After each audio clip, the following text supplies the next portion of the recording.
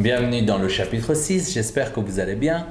Comme vous avez pu constater à travers le chapitre précédent, Sadio s'est fait un peu mal pendant la séance, c'est pourquoi on n'a pas pu terminer cette séance. Grâce à Dieu, il va bien, plus de peur que de mal.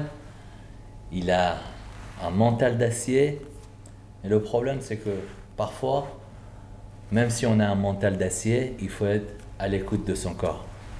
Je suis avec Monsieur Saïd, que vous connaissez sûrement, et pour ceux qui ne connaissent pas, je vous invite à regarder la première vidéo qu'on a fait ensemble. Saïd, qui est avec moi, notamment sur les diètes des athlètes. Merci vraiment pour son aide. Et comme il est coach sportif et naturopathe, il a forcément une vision différente de la culture physique. Monsieur Saïd, comment tu vas? Très bien, Essam, merci. Merci d'avoir accepté de tourner cette intro avec moi.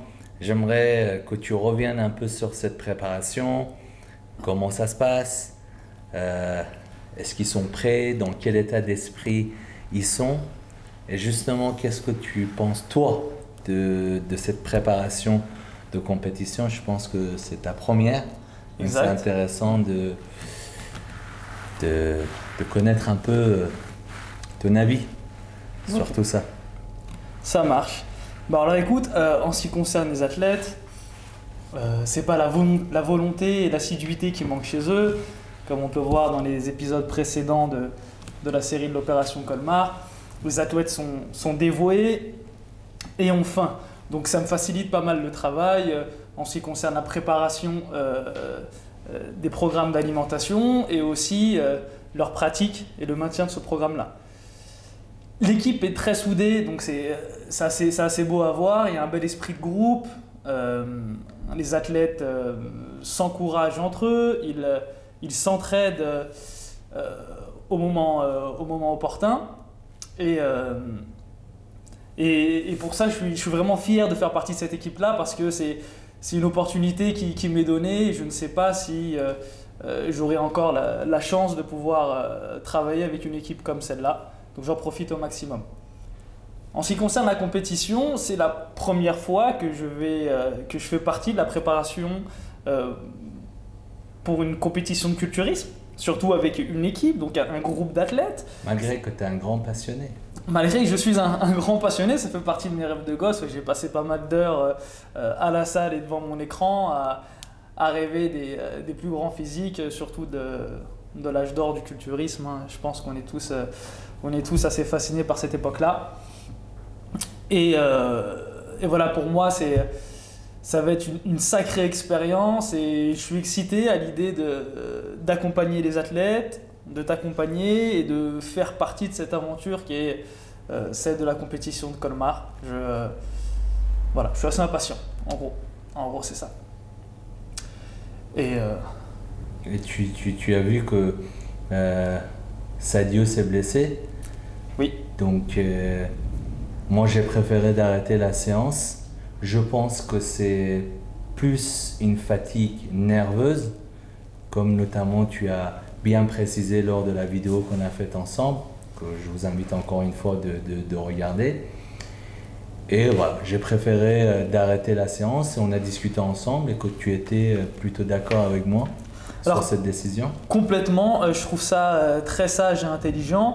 Et comme tu l'as souligné justement tout à l'heure, parfois, même si on a envie de faire quelque chose, le corps ne suit pas. Et ça nous amène à avoir aussi une vision plutôt complète et assez sage de la pratique parce qu'on ne peut pas dissocier le mental du corps et vice-versa. Donc le mental nous permet des fois de nous pousser au-delà de nos limites, mais il faut savoir que ça va marcher pendant un temps et que le corps a besoin de repos après ce dépassement. Et si je passe mon temps à me dépasser, au bout d'un moment, mon corps ne suit plus. Et ce qui s'est passé avec Sadio, c'est que dans ces périodes de pré-compétition, avec le déficit calorique, la diète, les entraînements qui sont poussés, le stress aussi avec l'appréhension, on a affaire à un corps qui est un petit peu fragilisé. Et il va falloir redoubler d'attention pour ne pas justement créer de blessures avant la compétition. Et en gros, c'est quoi qu'il arrive, le corps gagnera la bataille, la guerre plutôt sur le mental. Le mental peut mener à bien des batailles, mais c'est le corps qui gagnera la guerre. Donc voilà, il faut être conscient. Saïd, moi, excuse-moi de te couper, j'ai une question. Et j'aimerais que tu apportes justement une explication naturopathique. C'est ça. Voilà. Là-dessus, tu sais que ce que je demande aux athlètes à la salle, vers la fin de la compétition, avec le déficit calorique, parfois, sur le papier, le physique n'est pas capable de suivre. On parle souvent de mental. Est-ce qu'il y a une explication à cela? Est-ce que parfois, même si le corps n'a pas le nécessaire pour faire le travail en termes d'énergie, est-ce que le mental, un mental d'acier, peut venir récompenser cette manque d'énergie? Bien sûr, la volonté peut créer, amener une situation d'urgence et le corps dans l'urgence est capable de braver l'impossible. Il y a le fameux exemple il y a cette légende qui est plus ou moins vraie d'une mère qui va soulever une voiture parce que son enfant est dessous. Donc dans la situation d'urgence, le corps est capable de prouesses incommensurables qu'on ne peut pas imaginer. Mais c'est dans la situation d'urgence. Donc ça va être sur un moment précis, ça ne peut pas se tenir dans le temps. Si je maintiens cette situation d'urgence, qui est un stress dans le temps, je risque de me faire du mal. Sadio. Oui, Baba. Pourquoi tu te tiens comme un écolier? Le respect, Baba. Gros poil. Merci mon frère. Comment ça va depuis ta dernière compétition, depuis l'avant-dernière compétition? Et dans quel état d'esprit tu es pour cette nouvelle compétition? Pour ma part, ça va très très bien. Tout se passe pour le mieux pour le moment. Je vous remercie. Je vais revenir un petit peu sur mon parcours, depuis ta connaissance. Donc avant tout, j'ai fait une première compétition qui était Eric Favre, au mois de mai 2017. Je ne te connaissais pas du tout. J'ai fait une prépa seule. Je pensais avoir fait les choses bien. Et depuis ta connaissance au mois de juillet, j'ai fait appel à toi. Puis je t'ai demandé si tu pouvais me suivre, des cours de coaching avec la nutrition. Donc tu m'as fait savoir que pour le moment, tu étais complet, mais tu vas quand même me prendre et on va voir comment les choses se déroulent. Et grande surprise, fin août, c'est là que tu m'annonces la bonne nouvelle. Tu veux m'intégrer dans l'équipe pour l'aventure Road to WrestleMania. Donc j'ai pas hésité une seconde, j'ai accepté l'offre directe. Et à partir de ce moment-là, c'est là que j'ai vu qu'est-ce que c'était une prépa pour une compétition. J'ai vu la différence entre Eric Favre, quand je me suis préparé seul, et puis la préparation à l'iranienne. Préparation à l'iranienne dit torture. Et c'était vraiment la torture, c'était vraiment la souffrance. Et jusqu'à Luc Besson nous disant, on avait le visage en V lors de la pesée à WrestleMania. Et franchement, c'était très très très dur. Mais on n'a pas lâché, on s'est tous soutenus les uns les autres. Et on a fait le parcours ensemble. Et j'ai fait WrestleMania, j'ai fait top 5. Malgré mon top 5, j'ai appris de mes erreurs. J'ai fait de la rétention d'eau. J'étais beaucoup stressé. Les niveaux étaient très très élevés. Mais malgré ça, je n'ai pas abandonné. Tu m'as fait confiance. Une semaine après, il y a eu NFS. J'ai appris de mes erreurs. Tu m'as appris à me canaliser. Tu m'as appris à travailler sur mon stress. Et là, je fais le podium. Je finis premier. Comme on dit, quand on veut, ben, on peut y arriver. Quand on écoute les conseils, on peut y arriver. Et surtout dans ce milieu-là, c'est beaucoup un milieu individualiste. Et toi, tu as su, à travers tout ça, montrer que le monde du body peut se faire en équipe. Et tu l'as prouvé à travers tes vidéos et à travers toutes les compétitions qu'on a traversées avec toi. Et par rapport à ça, je te remercie. Et comme on dit, c'est le remerciement, c'est, voilà, peut-être pour toi, tu dis, voilà, c'est beaucoup, mais pour nous, c'est rien du tout, pour tout ce que tu fais pour nous. Et sans compter ton entourage, Luc Besson, Peyo et celle que tu viens d'intégrer. Et là, il y a l'aventure Opération Colmar qui vient de démarrer. Et j'avoue aussi, c'est très très dur, mais le combat il continue. Et là encore, tu m'as fait franchir une étape de plus. Tu m'as fait travailler sur le volume, tu m'as fait travailler encore sur mes retards. Et je te remercie encore sur ça. Parce que WrestleMania en effet, j'étais plat. Mais esthétiquement, j'étais beau. Mais j'avais pas de volume. Et là, tu m'as fait travailler sur mon volume. Je connaissais pas du tout, dû ma morphologie. Et franchement, pour dire aux gens, dans la vie, tout est possible. Il faut avoir de la volonté, il faut avoir du courage, il faut avoir du mental. Et il faut avoir un bon entourage. Et surtout, être à l'écoute de son corps, comme tu nous le dis tout le temps. Et voilà mon parcours depuis jusqu'à présent. Et je tenais à remercier une personne en particulier, Max Yedez, qui a fait l'ouverture de l'opération Colmar. Et il n'y a pas de mots pour ce jeune garçon. Il a su démontrer, première compétition, il a raflé tous les podiums, il a décroché sa carte pro et il nous a montré l'exemple encore une fois. Et à travers de l'ouverture de l'opération Colmar, il nous a montré encore sa détermination, sa motivation, ce mental d'acier pour dire en étant pro, il n'a pas craqué, mais son corps il était HS, mais il nous a encore montré une fois qu'il avait fait une victoire. Donc je dirais à tout le reste de l'équipe, on doit suivre son exemple. On doit suivre son exemple. Et puis mon frère, force à toi. Et t'as rien vu encore. Et puis 2018, ça va être encore ton année.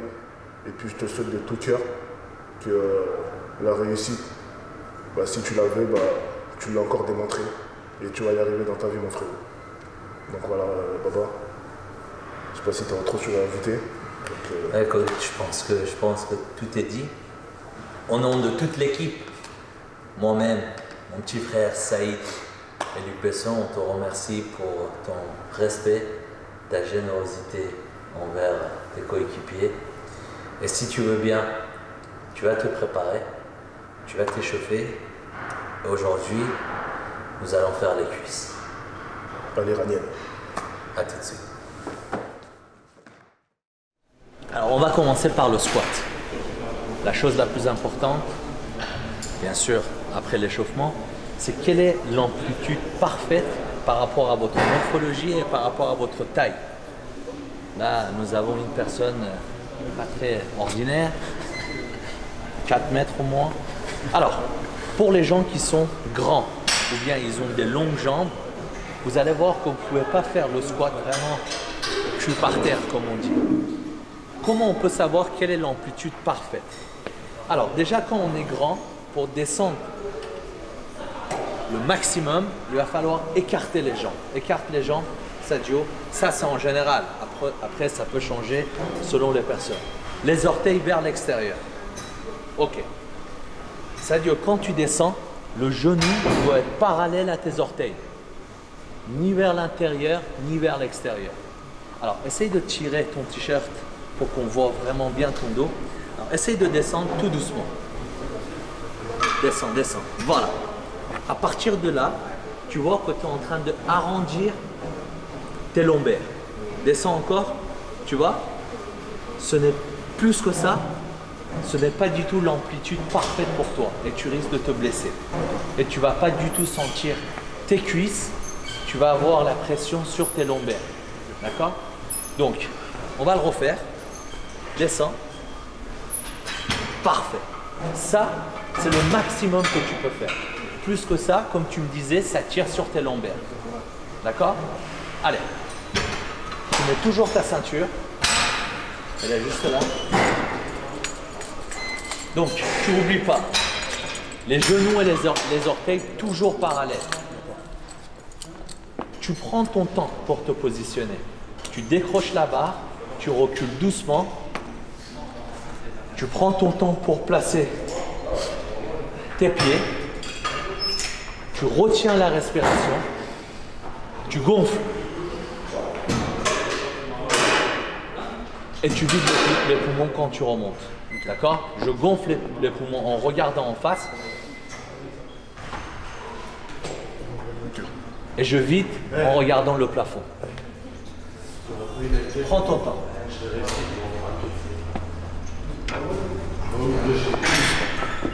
Place tes jambes. Les orteils vers l'extérieur. D'accord? Allez. On y va. Parfait. 1, 2. Tends pas les genoux complètement en haut. Voilà. 4. 5. 6. 7. 8. 9. 10. 12. 13. 14. 15. 16. 17. La dernière. C'est bon. Pose là, tout doucement. Alors, vous avez vu que quand Sadio tenait la barre, les coudes ne partaient pas trop vers l'extérieur. C'est très important de ne pas mettre les coudes vers l'extérieur, notamment quand vous faites du squat lourd. Parce que si jamais tu es en bas et tu ne peux pas remonter, si tu as les coudes trop en arrière, tu ne peux pas lâcher le poids. D'accord? Donc si vous faites du squat très lourd, c'est plus intelligent de ne pas trop mettre les coudes en arrière au cas où tu restes en bas et tu ne peux pas remonter. Tu as toujours la possibilité, déjà tu regardes derrière toi pour ne pas tuer personne. Et là tu peux relâcher la barre. C'est bon? Allez. 1, 2, 3, 4, 5. Prends ton temps, prends ton temps. 6, 7, 8,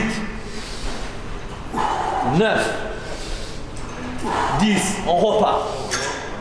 1, allez, 2, allez. 3, 4, encore. 5. Reprends la barre tout de suite. Allez.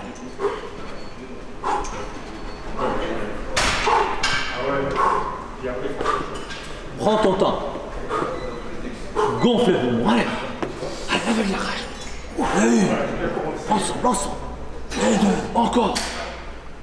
3, champion, encore 2. Une pour toi, une pour moi. Allez. Pour moi, la dernière. Allez. C'est bien. Douce. Voilà, ouvre la ceinture. Respire.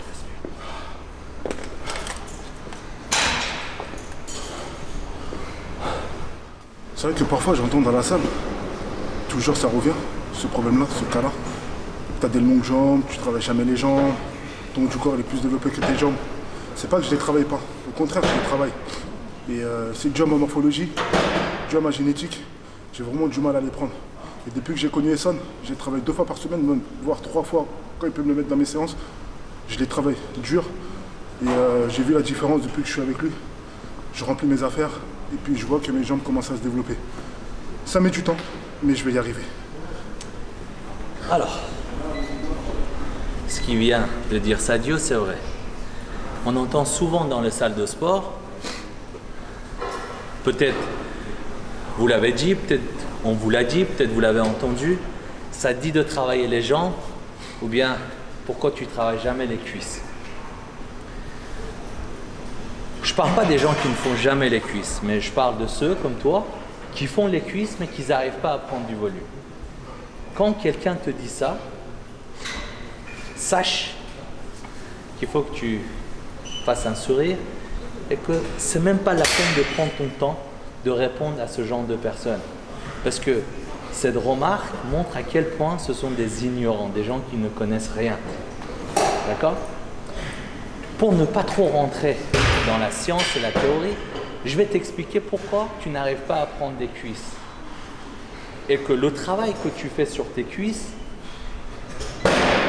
et les résultats que tu as, ils sont un peu contradictoires.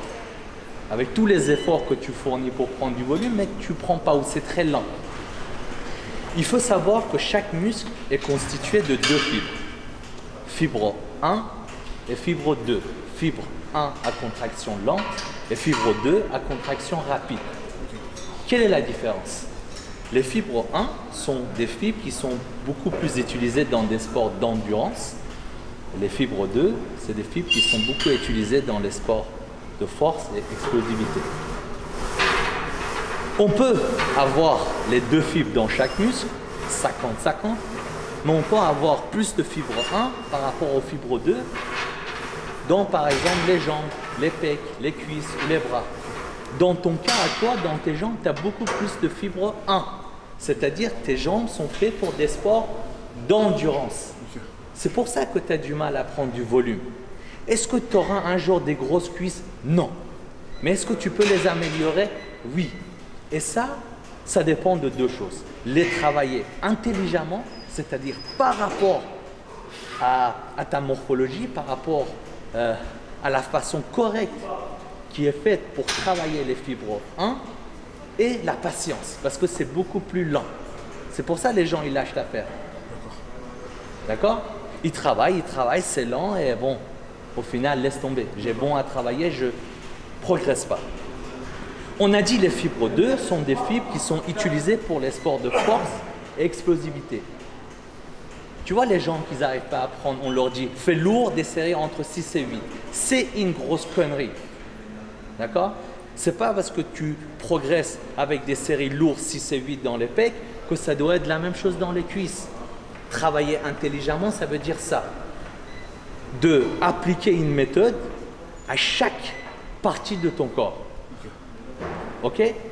Toi, tu as bon à travailler des séries lourdes 6, 8 reps pendant des années, tu ne progresseras jamais. Comme tu as dit, tu peux avoir un peu de congestion, mais ça part aussi vite.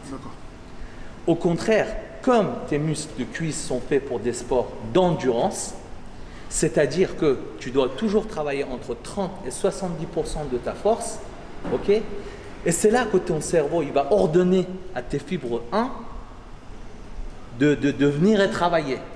Donc des séries longues, entre 40 et 70% de ta force. C'est pour ça que depuis qu'on travaille ensemble, tu as toujours des séries longues dans tes jambes, et c'est comme ça que tu as commencé à progresser. La musculation, ce n'est pas une question de force. Pas que ça, c'est une question de force intelligente. Et surtout une question de patience. D'accord? Et c'est ça qui t'a permis de progresser. Ok? Allez, tu t'es assez reposé. On y va. On en fait encore une série, peut-être deux. On ne va pas tout filmer. Prends ton temps. Allez, je veux t'entendre respirer. On y va. Voilà. C'est parti. Yes, papa. Voilà. 2. 3. C'est bien. 4. Voilà. C'est toi qui mets. 5. 6. Voilà. Comme un champ. Deuxième exercice, le hack squat. La machine que j'adore, vous le savez maintenant. Ce qui est bien sur cette machine, Sadio, c'est que tu peux avoir un peu plus d'amplitude. D'accord? Tu as le dossier. Tu peux vraiment coller ton dos. Tout au long de l'exercice, il faut que tu aies une pensée pour ton dos, pour que tu ne le décolles pas. Et ça va te permettre de vraiment descendre un peu plus par rapport au squat. Ok? Avant de passer sur cette machine, essayez de vraiment pas charger à vide. Essayez de trouver votre position et votre amplitude. Ok? Ce qu'on a fait avec Sadio. Sadio, vas-y.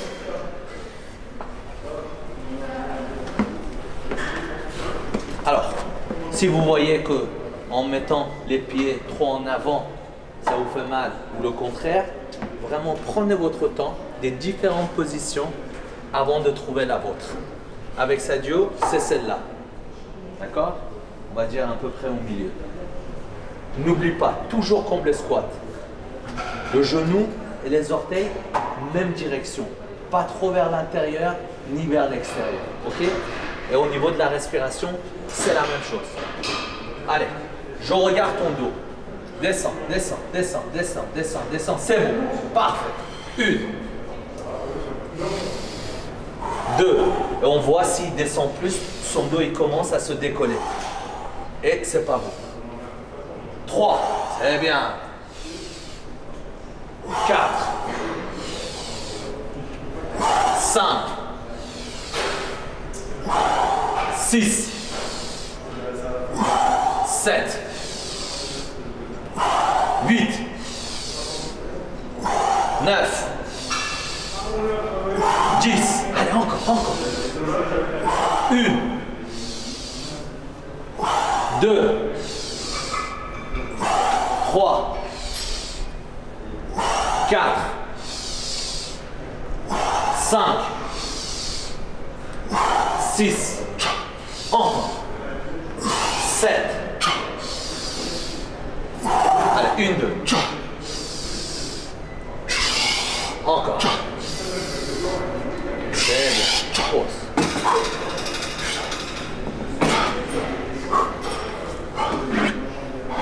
Alors, sécurité. Là, c'est Dieu. Quand tu as remis la sécurité, tu l'as lâché. Tu tiens la sécurité une fois la machine elle est posée et tu lâches après. D'accord? Et c'était très bien. Vous avez vu que Sadio, une fois il est là, c'était pas ça. Donc il a bien ouvert la cage thoracique pour lui permettre de bien respirer. Et toujours des séries longues dont j'ai donné les explications de comment et les pourquoi. On va en faire 2-3 encore, Sadio. T'es chaud? Je suis chaud. Allez.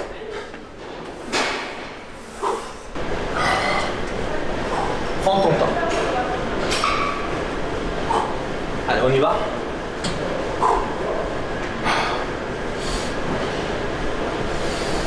Une. 2. Allez, pose la machine, pose. Vas-y. Je viens de t'expliquer que tu gardes la main sur la sécurité et tu poses la machine. À peine 2 minutes, tu as oublié. Manque de concentration. Allez, on refait. C'était juste pour savoir si tu t'en rappelles. J'en étais sûr que tu allais oublier. D'une part, c'est très bien, tu es concentré sur ta séance, mais toujours cette mesure de sécurité pour éviter que tu te blesses et que tu fous en l'air tous tes efforts que tu es en train de faire pour cette compétition. Allez, on y va. Et je ne compte pas les deux. On y va. 1, 2, 3, 4, 5, c'est bien garçon. Colle ton dos. 6, 7, 8, 9, 10, on repart sur 10, allez. 1, un vrai garçon, on y va. 2, Lâche.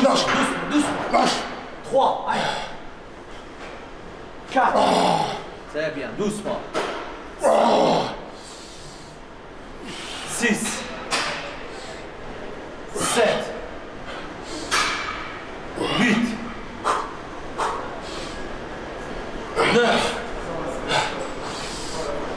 10, reste en haut, respire. Est-ce que tu te rappelleras de la sécurité ou pas? Oui. Tu garderas la main dessus? Oui. Sûr? Sûr. Voilà, tu vas en faire encore 10, comme ça je suis sûr que tu ne vas pas oublier. On y va. 1, sécurité toujours. 2, 3, on évite les blessures. 4, 5, 6, encore. 7, 8, encore. 9, encore.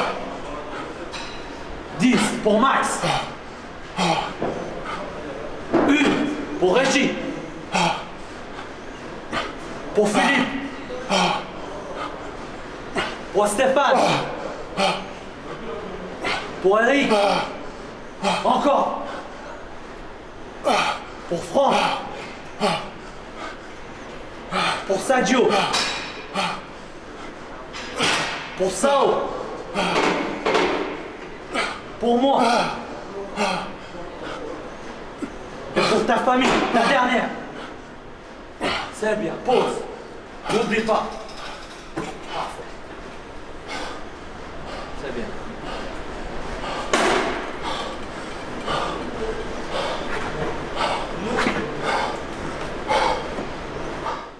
Alors, les fentes. Un exercice que j'aime beaucoup, qui va vous permettre de bien développer les cuisses, notamment si vous voulez prendre du volume.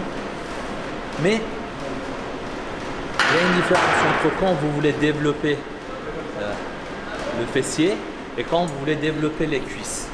D'accord? Alors, déjà, quelle est la position exacte? Quelle est la bonne position quand tu fais les fentes? Quand tu es là, il faut que tu aies 90 degrés là et 90 degrés là. Donc, pas trop en avant, mais pas trop près. D'accord? De ne jamais toucher le sol avec le genou. La petite détail qui change tout, si tu veux travailler les fesses, et comme tu es gâté par la nature, tu n'as pas besoin de ça, tu vas légèrement pencher ton dos en avant. Je ne dis pas d'arrondir le dos, de pencher le dos, toujours le dos droit en avant. Et là, je travaille, je mets la pression sur mes fessiers. Mais si je garde le dos droit, toute la pression est sur les cuisses. D'accord? Donc, dans ton cas, 90 degrés, jambes avant et arrière. Je ne touche pas le sol avec les genoux et je garde le dos droit. Allez, c'est parti. Allez, prends ton temps pour positionner tes jambes. Ton dos droit, on y va. C'est parfait, voilà. 2, c'est bien.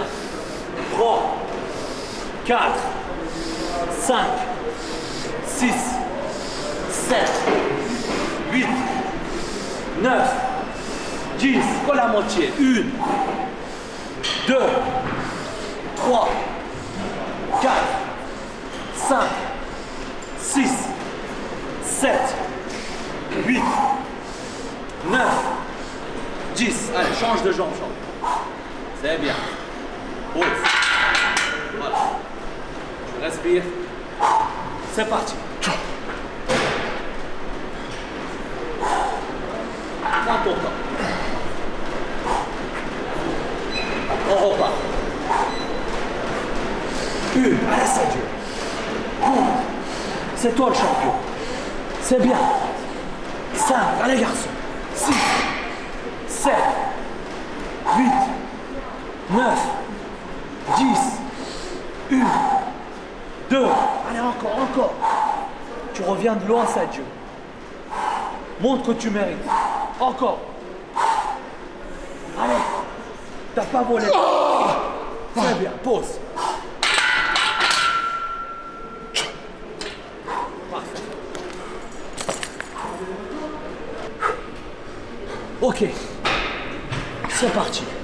Concentre-toi dans le dos. Place tes jambes. Avec la rage. Déterminé. 1, voilà. 2, 3, c'est rien. 4, 5, échauffement. 6, c'est rien pour toi. 7, 8, 9, 10, allez. 1, 2, 3, 4, 5, 6, 7, 8, encore 2. Reste là, avec moi. 1, 2, 12, pause. Respire, prends ton temps. Allez, comme un champion. Comme un champion. Alors, on va passer au dernier exo. Leg extension en superset avec les curls. Toujours des longs reps.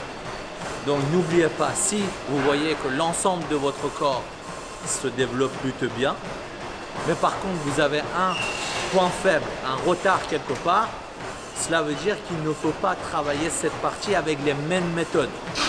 Ok? Donc, deux choses très importantes sur le leg extension. Déjà, la position de votre dos. De ne jamais décoller le bas du dos, il reste toujours fixe. Angle 90 degrés. Vous n'êtes pas obligé de rester comme ça. Vous pouvez avancer un petit peu et vous allez voir quand vous avancez un petit peu le dos, toujours en le gardant droit, vous allez mieux sentir les quadris. Toujours contracté. Exactement ce que je vous ai dit dans le chapitre précédent avec Eric. C'est la même chose. On apprend à contracter ses muscles. Alors Sadio, tu vas me faire une contraction en haut et tu relâches tout doucement. Une, relâche. Donne un peu plus de rythme. Voilà. 3. 4. Ton dos droit. 5. 6. 7. 8. 9. Garde ton dos droit. Très bien. 11. 12. 13. Encore. 14. 15. 16. 17. Encore. Encore, c'est bien. Contracteur. Voilà, ça change pas. Tu restes concentré. Encore. C'est bon. Tu passes le cœur tout de suite.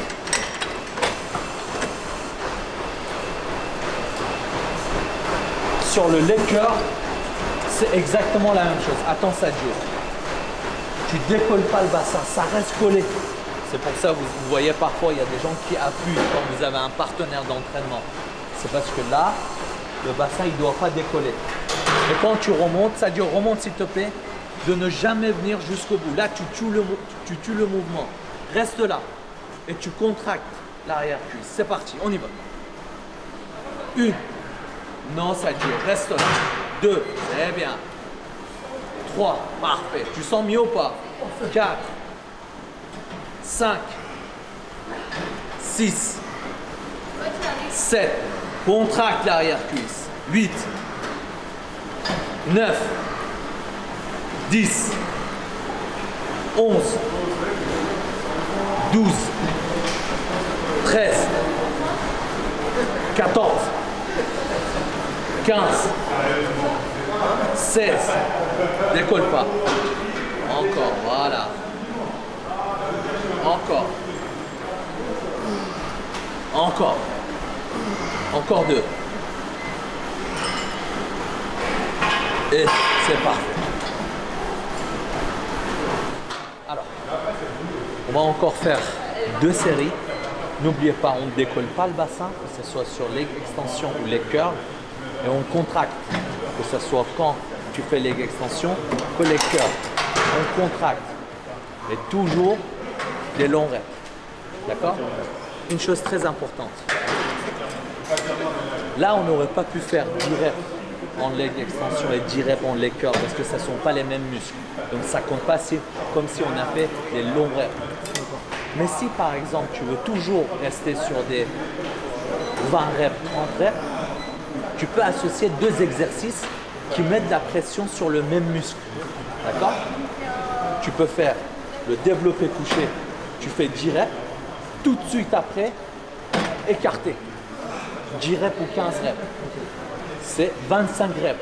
Ça reste toujours les longs reps et la pression sur les mêmes muscles. D'accord?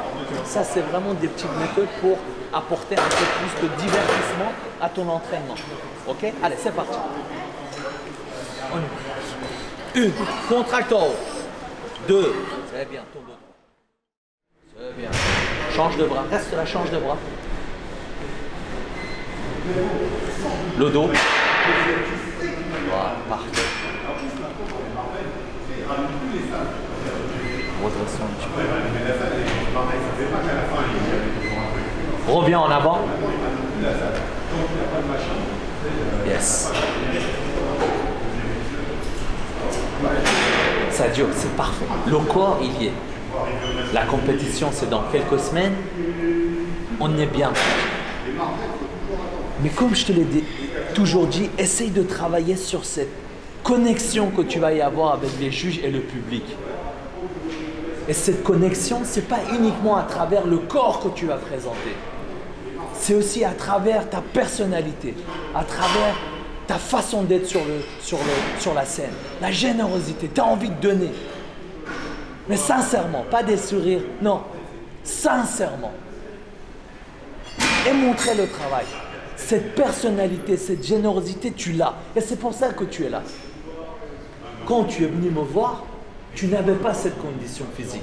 Tu n'avais pas ce physique tout court. Mais si je t'ai pris avec moi, c'est grâce à ta façon d'être, c'est grâce à ta personnalité, ce respect, cette générosité, cette envie de donner. Et ça, il faut le montrer. Bien sûr, les juges sont là pour juger ton physique, mais avant tout, c'est des êtres humains, c'est une question psychologique. Et t'inquiète pas que tu vas attraper, ils vont t'attribuer des points grâce à cette générosité. Ok? C'est vrai qu'on fait un métier, on fait un travail esthétique. Mais je peux te promettre que ta personnalité joue un rôle important. Et n'oublie pas une chose. La beauté, c'est fait pour attirer de l'attention. Mais ce qui conquérit le cœur, c'est la personnalité.